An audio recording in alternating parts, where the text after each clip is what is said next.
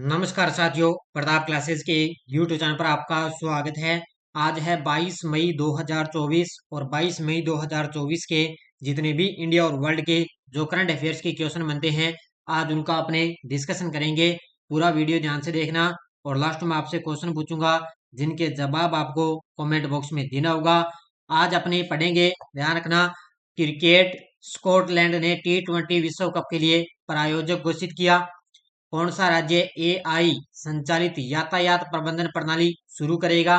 और para athletics में महिलाओं की 400 मीटर स्पर्धा में विश्व रिकॉर्ड किसने बनाया? इनकी आज हम चर्चा करेंगे पूरे लेटेस्ट न्यूज के साथ में। सुबह आपको 6:30 पर ये लाइव क्लास आपको मिलती है। तो सारे विद्यार्थी एक बार सेशन को लाइक शेयर करते रहना, और जो साथी हमारे सेशन पर नहीं है तो जरूर आप चैनल को सब्सक्राइब करें और इसके पास लगे बेल आइकन का घंटा दबाएं, ताकि हम जैसे वीडियो अपलोड करें उसका नोटिफिकेशन आप तक पहुंच जाएगा। तो सभी साथियों को गुड मॉर्निंग। तो सबसे पहले हम कल के क्वेश्चनों को रिवाइज कर लेते हैं। हाल ही में पोलैंड की टेनिस खिलाड़ी इगा स्विस्टिक ने किसको हराकर इटालियन ओपन चैंपियन बनी? तो आरेना संबालेका को हराया। अब इसके अंदर मैंने महिला वाला तो आपको याद रखना इगा स्विस्टिक है। अब इसमें इटालियन ओपन में पुरुषों का अगर आपसे पूछे तो वो है, ध्यान रखना, अलेक्जेंडर जेरेरेव। अलेक्जेंडर जवेरेव वो है, इन्होंने पुरुष एकल में खिताब जीता। फीफा महिला विश्व कप 2027 का मेजबान देश किसे नियुक्त किया गया? ब्राजील को। कौन सा राज्य जल्द ही दुनिया की एरोस्पेस कैपिटल बनने जा रहा है? तमिलनाडु। किस देश में दुनिया का पहला 6G डिवाइस लॉन्च हुआ? तो ये हुआ है जापान के अंदर। ब्लूमबर्ग बिलियनियर्स इंडेक्स में दुनिया के टॉप 15 में अमीर व्यक्तियों की सूची में दो भारतीयों को शामिल किया गया, मुकेश अंबानी और गौतम अडानी को। फोर्ब्स की दुनिया में सबसे ज्यादा कमाई करने वाले एथलीटों की सूची में सबसे शीर्ष स्थान पर है क्रिस्टियानो रोनाल्डो। कौन सा देश सभी ग्लेशियरों को खोने वाला पहला देश बना? वेनेजुएला। और हाल ही में चीन ने किस देश को हथियार बेचने पर अमेरिकी रक्षा कंपनियों पर प्रतिबंध लगाया? तो ये है ताइवान देश पर हथियार बेचने पर है अमेरिकी रक्षा कंपनियों पर प्रतिबंध लगा दिया। ये थे कल के क्वेश्चनों का रिवाइज हमने कर लिया। टेस्ट आपको मिल चुका है बढ़िया तरीके से। और अब आपको ध्यान रखना, आगामी जो कल वाला आपको टेस्ट मिल गया, आज और कल, आज और कल 2 दिनों के लिए जो आपको क्लास आएगी ना, उसका टेस्ट आपको 2 दिन बाद में ही मिलेगा। ठीक है, याद रखना, टेस्ट आपको 2 दिन बाद में मिलेगा। एक तो आज ये क्लास आ रही है इसका, और कल क्लास आएगी उसका भी 2 दिन बाद में आपको टेस्ट है। 2 दिन बाद में एक साथ ही आपको मिलेगा। तो याद रखना बढ़िया तरीके से। ये हमने कल के क्वेश्चनों का रिवाइज कर लिया। तो सारे विद्यार्थी एक बार सेशन को लाइक शेयर करते रहना। और ये अपनी प्रताप क्लासेज ऐप के अंदर है, वार्षिक करंट की टेस्ट सीरीज है, ये आप ऐप से डाउनलोड करें ले सकते हो बढ़िया तरीके से। तो स्टार्ट करते हैं आज की क्लास का पहला क्वेश्चन। देखो, हाल ही में जापान में विश्व पैरा एथलेटिक्स चैंपियनशिप में महिलाओं की 400 मीटर स्पर्धा में किसने विश्व रिकॉर्ड तोड़ा है? हाल ही में जापान के अंदर विश्व पैरा एथलेटिक्स चैंपियनशिप का आयोजन किया गया, और इसके अंदर महिलाओं की 400 मीटर में स्पर्धा का विश्व रिकॉर्ड तोड़ा है। ये तस्वीर में आप देख सकते हो, और इनका नाम है दीप्ति जीवन जी। क्या नाम है? दीप्ति जीवन जी इनका नाम है। इन्होंने इसके अंदर स्वर्ण पदक जीता है, और इन्होंने इसके अंदर 400 मीटर स्पर्धा में विश्व रिकॉर्ड भी तोड़ दिया है। और इसी के साथ इन्होंने अभी आगामी पेरिस ओलंपिक के लिए भी आगे क्वालिफाई हो चुकी है। तो इन्होंने भारत के लिए स्वर्ण पदक दिलाया भारत को। ये है पैरा एथलेटिक्स की खेल, इनका संबंध है। कौन है ये? दीप्ति जीवन जी इनका नाम है। देखो, भारतीय पैरा एथलीट दीप्ति जीवन जी ने विश्व पैरा एथलेटिक्स चैंपियनशिप 2024 में महिलाओं की T20 400 मीटर स्पर्धा में स्वर्ण पदक जीतकर इतिहास में अपना नाम रिकॉर्ड करवाया। उनके शानदार प्रदर्शन ने न केवल प्रतिष्ठित आयोजन में भारत का पहला स्वर्ण पदक हासिल किया, बल्कि 55.07 सेकंड का एक नया विश्व रिकॉर्ड भी इन्होंने बना दिया। तो दो इन्होंने कामयाबी दिखाई है। एक तो इन्होंने भारत को पहला इसके अंदर स्वर्ण पदक दिलाया, और इसके बाद में उन्होंने 55.07 सेकंड का एक नया विश्व रिकॉर्ड भी बनाया है। तुर्की की आईएसएल ओडेर ने चैंपियनशिप के चौथे दिन 55.19 सेकंड के समय के साथ रजत पदक हासिल किया, जबकि इक्वाडोर की लिंजा सेला एंगुलो ने 56.68 सेकंड के समय के साथ कांस्य पदक का दावा किया है। तो इन्होंने रजत पदक जीता और इन्होंने कांस्य पदक जीता और स्वर्ण पदक अपनी भारतीय पैरा एथलीट ने इसके अंदर स्वर्ण पदक जीता। ये पॉइंट आपको याद रखना है। अगला क्वेश्चन देखो, हाल ही में क्रिकेट स्कॉटलैंड ने आगामी T20 विश्व कप के लिए किसे आधिकारिक प्रायोजक बनाने की घोषणा की है? हाल ही में क्रिकेट स्कॉटलैंड ने आगामी T20 विश्व कप के लिए किसे आधिकारिक प्रायोजक बनाने की घोषणा की? तो ये की है किसको? ये की है नंदिनी डेयरी को। आपको पता है क्रिकेट स्कॉटलैंड ने आगामी T20 होगा और उसके लिए प्रायोजक किसको बनाया? नंदिनी डेयरी को बनाया।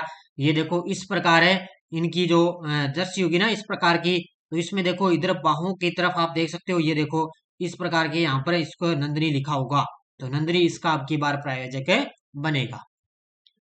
तो क्रिकेट स्कॉटलैंड ने अमेरिका और वेस्ट इंडीज में होने वाले आगामी T20 विश्व कप में अपनी राष्ट्रीय टीम के लिए कर्नाटक की नंदिनी डेयरी को अपना आधिकारिक प्रायोजक बनाने की घोषणा की।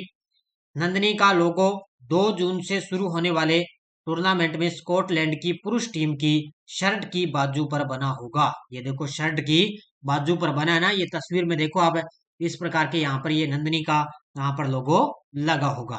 तो ये कर्नाटक की है नंदिनी डेयरी, इसको आधिकारिक तौर पर इसने प्रायोजक बनाने की घोषणा की है। हाल ही में किस देश के राष्ट्रपति की हेलीकॉप्टर दुर्घटना में मौत हो चुकी है? तो ये आपने न्यूज तो 2 दिन पहले पढ़ ली होगी बढ़िया तरीके से, तो यहाँ पर आपको याद रखना है। तो किस देश के थे? ईरान के राष्ट्रपति थे जिनकी हेलीकॉप्टर दुर्घटना में मौत हो चुकी है। अब यहाँ पे क्या है, अब ये पॉइंट आपको याद रखना है क्योंकि पहले जो राष्ट्रपति थे ना उनकी तो मौत होगी। कौन थे पहले वाले राष्ट्रपति? इब्राहिम राइसी थे, ठीक है, उनकी मौत होगी हेलीकॉप्टर दुर्घटना में। अब यहाँ पे क्या है, ईरान का अब कार्यवाहक राष्ट्रपति नियुक्त कर दिया, वो कल मैं आपको बताऊंगा। अब कार्यवाहक राष्ट्रपति बन चुके हैं, ध्यान रखना, मोहम्मद मोखबर, मोहम्मद मोखबर, मोखबर है वो अब ईरान के कार्यवाहक राष्ट्रपति बन चुके हैं।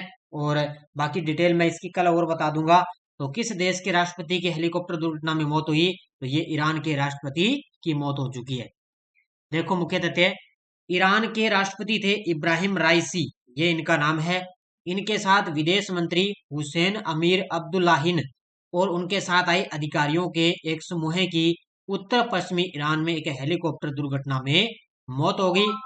यह घटना पश्चिमी एशिया में बढ़े तनाव के बीच में हुई है, विशेष रूप से इजराइल और गाजा के बीच चल रहे संघर्ष और ईरान, इजराइल और अमेरिका से जुड़े व्यापक भू राजनीतिक टकराव के कारण इनकी दुर्घटना में, हेलीकॉप्टर दुर्घटना में इनकी मौत हो चुकी है। यहाँ पर राष्ट्रपति राइसी अजरबैजान की यात्रा के बाद ईरान वापस जा रहे थे जब उनका हेलीकॉप्टर दुर्घटनाग्रस्त हो गया और वह 2021 से इस पद पर रहे थे। यानी कि जो राष्ट्रपति थे ना इब्राहिम राइसी, वो क्या है अजरबैजान की यात्रा करी थी उन्होंने, उसके बाद भी वो वापस ईरान जा रहे थे, तभी उनका हेलीकॉप्टर है वो दुर्घटनाग्रस्त हो गया और 2021 से ना वो राष्ट्रपति का पद संभाल रहे थे। और अब याद रखना, अब यहाँ पे कार्यवाहक राष्ट्रपति बना दिया, मोहम्मद मोकबर को बना दिया है। उसकी डिटेल मैं आपको कल बताऊंगा। कौन सा राज्य AI संचालित यातायात प्रबंधन प्रणाली शुरू करेगा? हाल ही में कौन सा राज्य AI संचालित यातायात प्रबंधन प्रणाली शुरू करेगा? तो वो करेगा सिक्किम राज्य। AI का मतलब होता है आर्टिफिशियल इंटेलिजेंस, यानी कि कोई भी अवैध व्यापार है, कोई भी मतलब आप मान सकते हो नशीली पदार्थ वगैरह कोई भी वस्तु अगर कोई व्यापार करेगा ना वहां पर है, तो ये अब AI से क्या उसको क्या है पता चल जाएगा, तो उसको अपने उसकी पकड़ सकते हैं, उसको पहचान कर सकते हैं। AI संचालित यातायात प्रबंधन प्रणाली कहाँ शुरू हो जाएगी? सिक्किम के अंदर इसकी शुरुआत होगी। तो पूर्वोत्तर राज्य सिक्किम में 25 मई से आर्टिफिशियल इंटेलिजेंस AI से संचालित यातायात प्रबंधन व्यवस्था लागू होगी। राज्य परिवहन विभाग पहले से ही इसकी तैयारी कर रहा है और इसका मकसद है यातायात प्रबंधन को आधुनिक यानी कि स्मार्ट इसको बनाना है। AI संचालित यातायात प्रबंधन व्यवस्था से सड़क सुरक्षा बढ़ने के साथ ही अवैध गैर कानूनी वाहनों को चलाना कठिन होगा, यानी कि कोई अवैध व्यापार कर सकता है या कोई कोई व्यक्ति आजकल आपको पता है गैर कानूनी वाहन भी चलाते हैं, उनको क्या है चलाने कठिन होगा, उनसे उनकी ये पहचान है। AI संचालित ये करेगा आर्टिफिशियल इंटेलिजेंस से, क्यों करेगा और ये कहां पर लागू होगा? सबसे पहले सिक्किम के अंदर। वित्त वर्ष 2024 में पीएसयू बैंकों में सर्वाधिक बिजनेस ग्रोथ किसने हासिल की है? वित्त वर्ष 2024 में पीएसयू बैंकों में सर्वाधिक बिजनेस ग्रोथ किसने हासिल की? तो ये की है बैंक ऑफ महाराष्ट्र ने। किस बैंक ने हासिल की है? बैंक ऑफ महाराष्ट्र ने वित्त वर्ष 2024 में पीएसयू बैंकों में सर्वाधिक बिजनेस ग्रोथ है हासिल की है। किसने? बैंक ऑफ महाराष्ट्र ने। तो बैंक ऑफ महाराष्ट्र ने टोटल बिजनेस और डिपॉजिट जुटाने के मामलों में पब्लिक सेक्टर के सभी बड़े बैंकों को पीछे छोड़ दिया। कुल कारोबार में 15.94% की वृद्धि की और जमा में 15.66% की वृद्धि के साथ यह भारतीय स्टेट बैंक जैसे प्रतिस्पर्धियों से आगे निकल चुका है। तो याद रखना इतना ही आपको कि इसने बिजनेस और डिपॉजिट जुटाने के मामले में सभी बैंकों को पीछे छोड़ दिया। किसने? बैंक ऑफ महाराष्ट्र ने। हाल ही में किस शहर की पर्वतारोही ज्योति रात्रे ने माउंट एवरेस्ट फतेह की है? हाल ही में किस शहर की पर्वतारोही ज्योति रात्रे, ये तस्वीर में आप देख सकते हो, ये है भोपाल की है पर्वतारोही ज्योति रात्रे और इन्होंने माउंट एवरेस्ट पर फतेह हासिल की है। किस शहर की रहने वाली है? ये भोपाल की रहने वाली है। तो ये मध्य प्रदेश के भोपाल की पर्वतारोही ज्योति रात्रे 55 साल की उम्र में माउंट एवरेस्ट फतेह हासिल की। 8 के एक्सपीडिशन का दावा है कि दुनिया की सबसे ऊंची 8848.86 मीटर चोटी पर चढ़ने वाली सबसे उम्रदराज भारतीय महिला बन गई है और इससे पहले इन्होंने एल्ब्रस किलिमंजारो भी फतेह कर चुकी है। यानी कि एवरेस्ट, माउंट एवरेस्ट फतेह कर ली, उससे पहले माउंट एल्ब्रस है और माउंट किलिमंजारो को उन्होंने भी फतेह कर लिया और इस चोटी पर ये सबसे चढ़ने वाली सबसे उम्रदराज भारतीय महिला बन चुकी है। ये पॉइंट याद रखना है। कौन बन गई? भोपाल की पर्वतारोही ज्योति रात्रे बन चुकी है। हाल ही में ओएनडीसी स्टार्टअप महोत्सव अप्रैल 2024 में किस शहर में आयोजित किया गया था?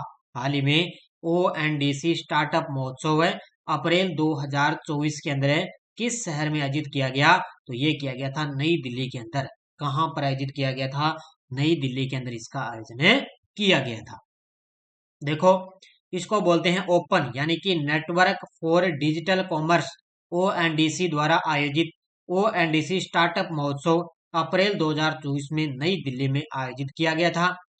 ओएनडीसी एक ओपन सोर्स गैर लाभकारी पहल है जिसका उद्देश्य है कि एक ओपन नेटवर्क बनाना जो विभिन्न ई कॉमर्स प्लेटफॉर्म को एक मंच पर लाता है। यानी कि जो एक ओएनडीसी है ना, ये एक ओपन सोर्स गैर लाभकारी संस्था है। ये इसका उद्देश्य ये है कि ओपन नेटवर्क बनाना, यानी कि विभिन्न जगह पर ओपन नेटवर्क बनाना, जिससे क्या होगा कि ई कॉमर्स प्लेटफॉर्म का मंच तैयार है किया जा सकता है। और अभी इसका आयोजन कहां पर किया गया?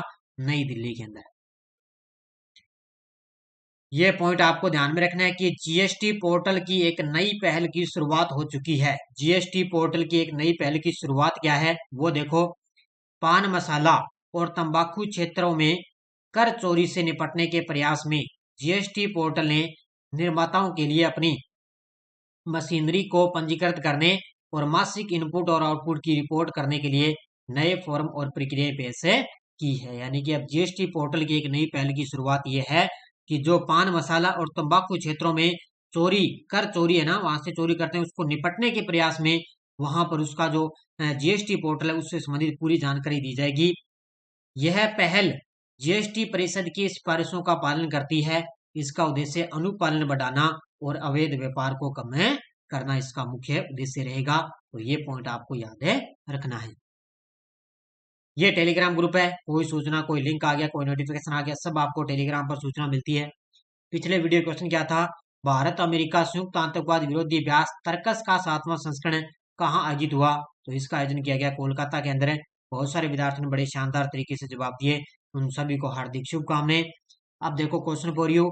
मंगलयान 2 एक ऐतिहासिक मिशन से मंगल पर उतरने वाला भारत कौन सा देश बनने जा रहा है? पहला, दूसरा, तीसरा, चौथा? इसका जवाब आपको कमेंट बॉक्स में देना है। ये थी आज की अपनी क्लास। बढ़िया तरीके से कंटिन्यू आपको क्लास मिलती जा रही है। तो सारे विद्यार्थी एक बार वीडियो को जाते लाइक शेयर करते रहना। और इसके अलावा अपनी एलडीसी है, सीईटी की है, स्पेशल करंट अफेयर्स की टेस्ट सीरीज चल रही है और आरपीएससी फर्स्ट ग्रेड और सेकंड ग्रेड की जो प्रीवियस क्वेश्चन पेपर हैं एग्जाम के अंदर, जो पेपर अब तक आ लिए पूछ लिए गए हैं, उनकी भी पीडीएफ अपलोड है, साथ में आंसर की भी लगी हुई है। इन दोनों की 1 साल की वैलिडिटी है। फर्स्ट ग्रेड और सेकंड ग्रेड दोनों की 1 साल की वैलिडिटी है। ये प्रताप क्लासेज का ऐप डाउनलोड कर लेना, वहां से आप ये पीडीएफ है ले सकते हो मात्र 50 रुपए के अंदर। तो ये आज की अपनी क्लास, और बाकी अपनी इसके अलावा फर्स्ट ग्रेड वगैरह इंडियन पॉलिटी की खूब सारी अपनी टेस्ट सीरीज चल रही है। तो धन्यवाद, जय हिंद, जय भारत।